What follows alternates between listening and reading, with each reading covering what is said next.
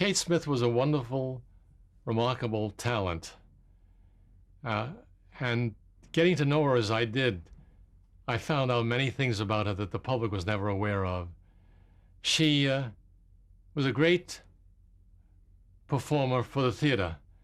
And actually, when they were traveling, she would cut the boys' hairs.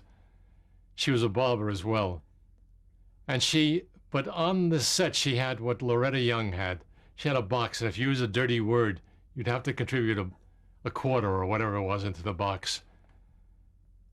But I remember the transition into this. The show became enormously popular, and the nuns would visit her backstage. But I remembered the girl who cut hair in a barber shop.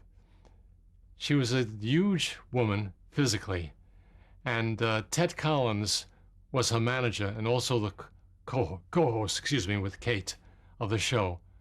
And he was the one who I got the political figures for.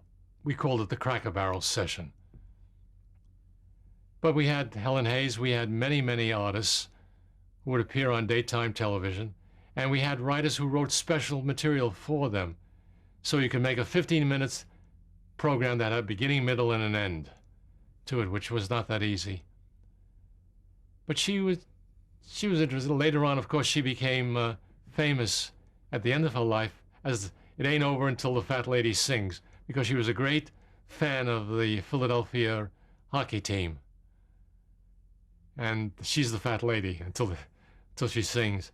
And of course, she introduced God Bless America. Every Friday show, and I usually ended up with a Friday show because I'd have drama on it, she would do God Bless America. And I've probably heard it more than any other person I know has heard it. What did she bring to that? Why did? Well, it was written by Irving Berlin, who was a kid from the streets of New York. And the idea of watching him at the piano, as I did with Kate singing, she had this great voice, big belting voice, and she sang. And when she sang, she filled the room, she filled the hall, she filled anything. So she was the one who was always recognized with God Bless America. And of course, since 9/11, it's changed. But it was a great song, and frankly, the national anthem leaves a lot to be desired in terms of a melodic piece. It's a very, very difficult piece of music to sing. Whereas God Bless America, any kid can do that. Now, besides singing, what other talents did she have? Or what did she Well, do? she was a singer. She was a famous singer. Mm-hmm. On her radio show, she sang, and she would sing with guests. And television, we did the same thing. Rudy Valley would come on, and she would sing with him. Tony Bennett would come on, and she'd sing with him. So we mixed up people.